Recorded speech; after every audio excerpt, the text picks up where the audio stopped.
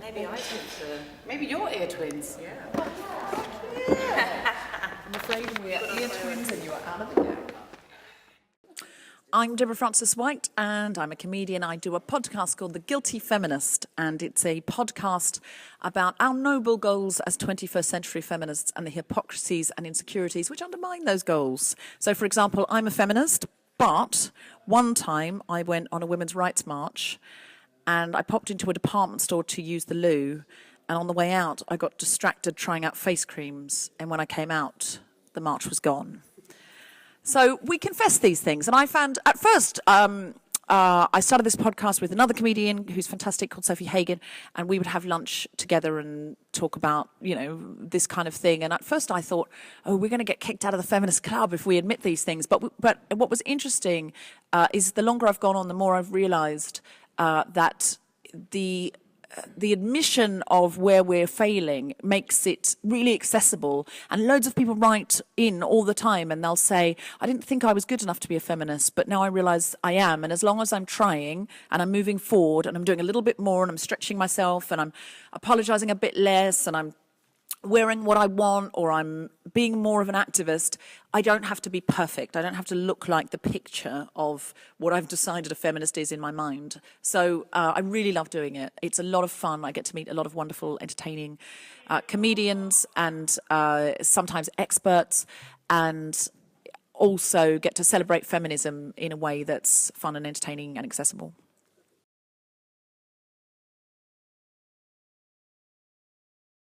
I find that I feel more activated, I feel more political, I feel feminism is much more urgent. So when I started this, I'd want to talk about, how do I feel about my body? Do I feel comfortable being naked? So, for example, I thought, well, I'm meant to be this body positive feminist, but why do I really not feel comfortable stripping off in a changing room? Am I worried I'm being judged? So it's the difference between the head and the instinct, what's inside of us. So I thought to stretch my feminism and to be more comfortable being naked, I would do a challenge of going and posing naked in front of a live drawing class and get people to draw me, and I found this incredibly empowering.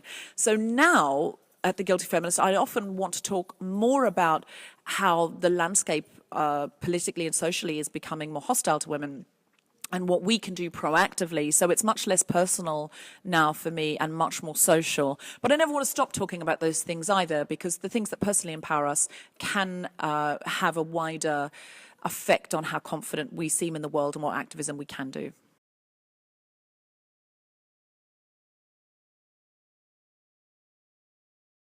I feel like this is the most dynamic International Women's Day of my lifetime because Brexit means we will lose a lot of rights that were covered by the European Union. Now, it doesn't mean we won't get them back, but we will have to ask for them back, or in some cases demand them back, or try and get rights that we feel are more contemporary and more relevant for where we are with gender fluidity, for example. So I feel like in Britain, we really have something to focus on now, but also because America really does set a cultural global tone, and Trump is having all sorts of knock-on effects, and all our sisters are over there in America, and it's having a really a bad effect on the LGBTQ community and on women of colour. It's really important that we are turned on to what is happening there as well. So I think this International Women's Day feels more salient, more poignant, and more proactive than ever.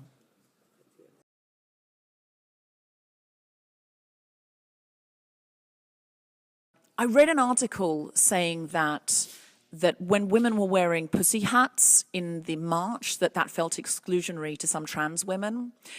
And what I felt was, I want trans women to wear the pussy hats, and then I want to get out there and march with trans women for trans rights. I want us all to be on the same team. I don't think that menstruating makes you a woman. I mean, at some point, I'm not going to menstruate anymore, and there was a point before I started menstruating. That doesn't determine how much of a woman I am. And there are women who are born with penises. We're all women. We all need to be on the same team. We're all feminists. And trans and cis, we need to get on the same team. I don't feel it excludes trans women for me to campaign against the tampon tax and talk about periods and talk about my vagina and talk about my cis-born biological body. I want to include trans women, and I want trans women to include me, and I want us to get on the same team because I really strongly feel we're of the same tribe.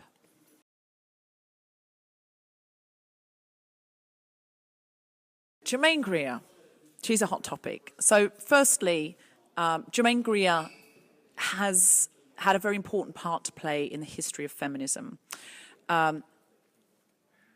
However, her contemporary views on trans women seem to be so exclusionary and so out of step with feminism. And I think from what I've heard her say, she doesn't really see trans women as women.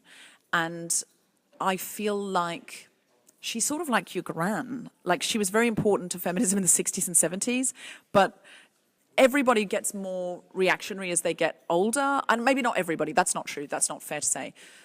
Many people get stuck in the past. Many people think things were right when they were 25. That's why we have Brexit. People voted for life to be like it was when they were young. And what they don't remember is they were cold and they were eating spam and things were terrible in the 70s. There was no good coffee. It wasn't fun. Her views are not inclusive contemporary views, and they're very, very hurtful to people. Having said that, I don't believe in no platforming because I want debates to happen and I want the right side of history to win. And I think the best way for the right side of history to win is to put it out on the table and argue and rationalize and emote and to get a groundswell behind you. So, and I also... I'm very interested to hear Germaine Greer talk about the environment or the history of feminism. At the same time, I find her views on trans women hurtful, exclusionary, upsetting. I don't like them.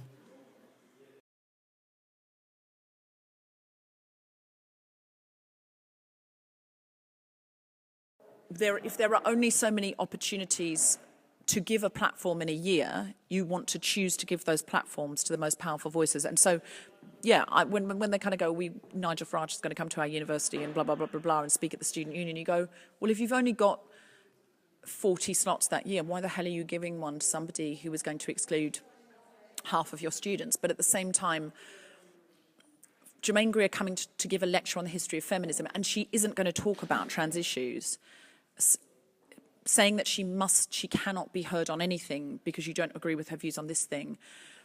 I feel like you've really set up the chessboard for fascists to take over and say, oh, well, we only want these people to speak then. Like, you've set up a paradigm that can be misused by the far right. So don't set up that paradigm. That's my concern with it.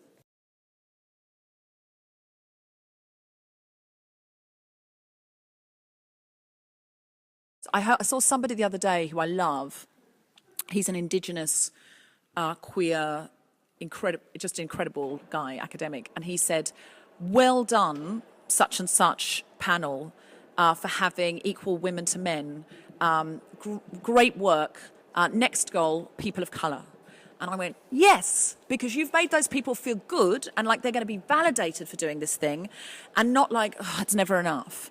Like, it doesn't encourage, it doesn't inspire change. People just go, well, I can't do it right, I might as well not do it at all.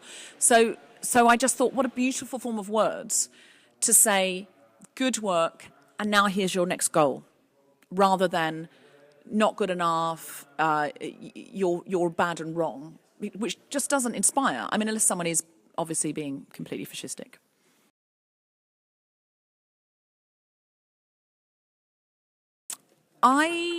When I was young, was in a cult that was very patriarchal. It was run exclusively by men. Women didn't have a voice. So when I came out of that, I became acutely aware of the importance for women to have autonomy, to have influence, to have a voice, and to make use of that voice.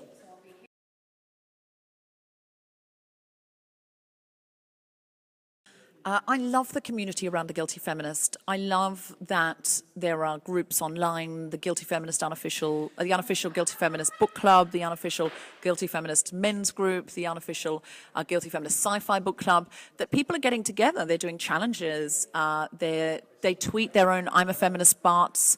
They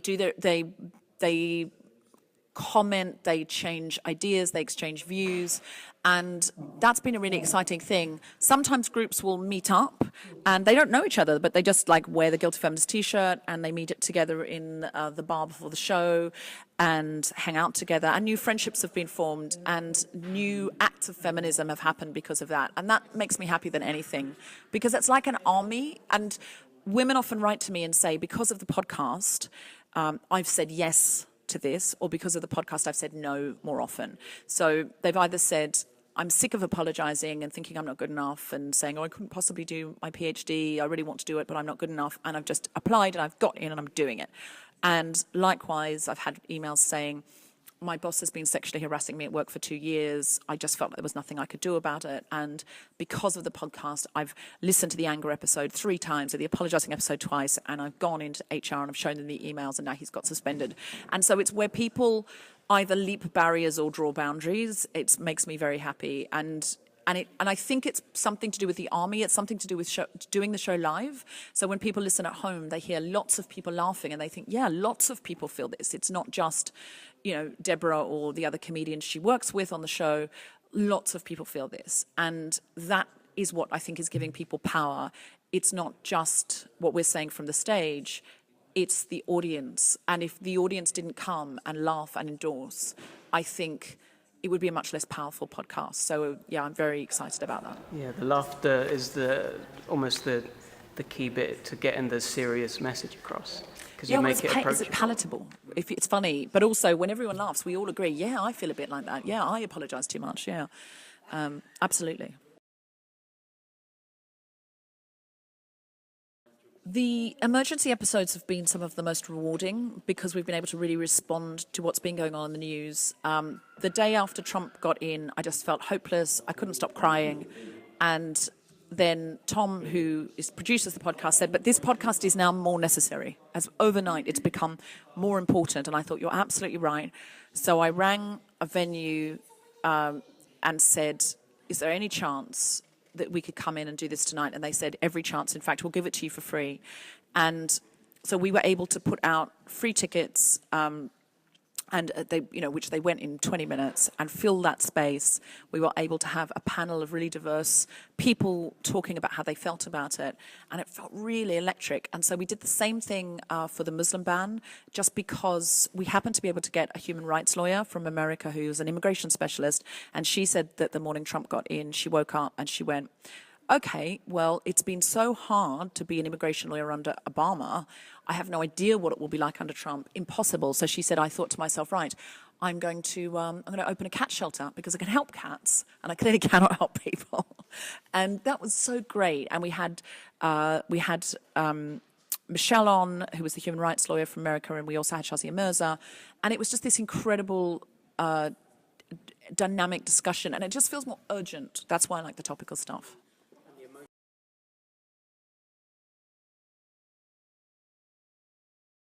I think it's the job of a comedian to expose, to share, to be vulnerable. Not all comedians. Some comedians are doing wordplay and stuff. But the sort of comedian I am, I had a show called Deborah Frances-White Rolls the Dice on Radio 4, in which I talk about my life stories, how I found my biological mother, how I left the Jehovah's Witnesses, and I've really shared some stuff on that that's pretty vulnerable and raw. But it's so rewarding, and people really respond when you tell the truth on stage. And it's actually like a big relief, because you go, that's how I feel, it's out there, there's no skeletons in the closet. And the audience understand, even though if they haven't shared that exact experience, they understand there's a truth to what you're saying. So it's a wonderful, liberating feeling. Because it's not always, from what I've heard, it's not always even just comedy bits that you're so open to as well. There'll be a bit where you're saying, I'm going to do this now. Yes. And it's going to be hard, but is it hard to force yourself into that situation, or do you think it's more Is it like I I'm have used to it or- now. I'm used to expose. I was just about to say I'm used to exposing myself on radio, and that's not what I meant.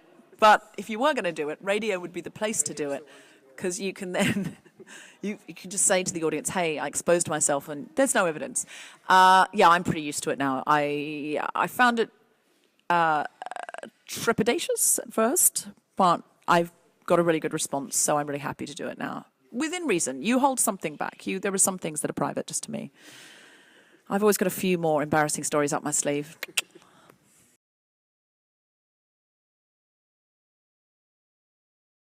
As part of the Brighton Festival, we're bringing the Guilty Feminist to Brighton on the 28th of May, and my guest co-host is Jess Foster-Q, and the guests are Rebecca Staton, who played the mother in Raised by Wolves, Cat and Moran's incredible show.